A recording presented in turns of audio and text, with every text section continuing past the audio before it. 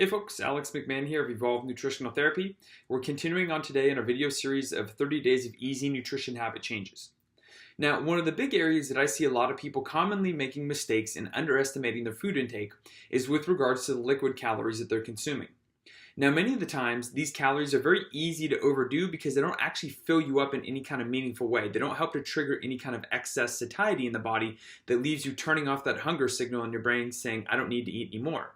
However, even regardless of that fact, many of the drinks that people are consuming on a day-to-day basis contain a significant amount of calories.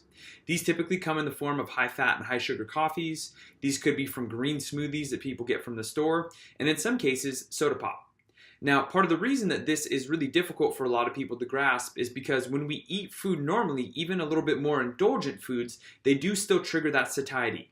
They help us to feel a little bit fuller, and in some cases, if we overeat them, we feel very overly full. So we get that immediate feedback that we've eaten enough, and in some cases, eaten more than enough.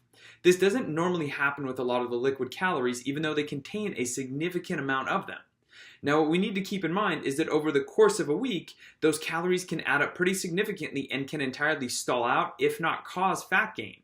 So your habit for day 20 is to try to only consume zero or low calorie drinks. Now, many of the time, this is a great habit for many people to adopt because what it allows folks to do is not necessarily completely change a habit, but just alter it slightly.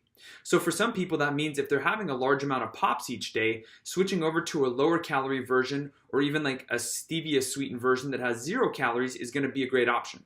Now, many people will sit there and argue about artificial sweeteners and about natural flavorings and things like that. However, if that one simple habit can cause somebody to equal the amount of calories that would equate to losing roughly a pound of fat each week, that's going to be a huge win in my book.